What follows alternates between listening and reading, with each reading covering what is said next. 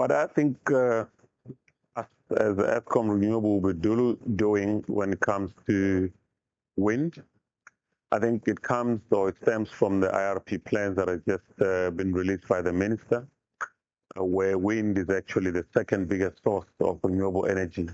It's quite exciting, but one must be very careful that wind does take time from initiation to installation. Some estimate an average of about 9 years, but we see opportunities because we've got a couple of wind areas within the Eskom land that is good for wind.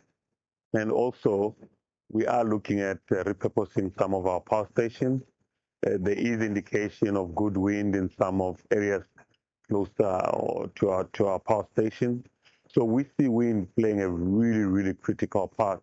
Most of our clients that we engaged around the energy offtake, they talk about a split of 60% PV and a 40% of wind, just to give it a basic stable supply from the renewable energy. So we see wind, coupled with battery, and also with a bit of PV playing a major role. But obviously wind leading because of its longer duration as compared to other sources of renewable. Yeah, is Eskom looking at other sources of technology in terms of optimizing wind in a smaller or even distributed energy generation? The answer is yes. There has been a smaller wind farm that was installed at our research center in Germiston. And secondly, there's also one that we've installed at Komati, particularly to look at the behavior, the studies, all the wind studies that come with it.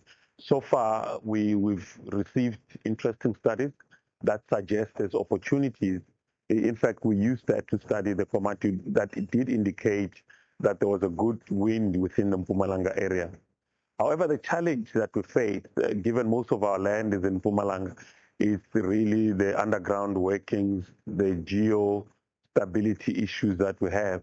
But certainly Mpumalanga does possess opportunities for smaller wind farms or even larger wind farms, depending on whether there was previously mined areas or not in those areas. In the broader South Africa, in other areas that we have, there is Plains D Farm, where we've got about, we estimate around 400 to 500 megawatts worth of wind that we're currently looking at. And certainly that also depends in terms of how fast to roll out the transmission lines into those areas. But opportunity is quite wide to implement wind farms. The other opportunity that we as South Africans need to think about beyond just implementing wind farms is around how do we industrialize that.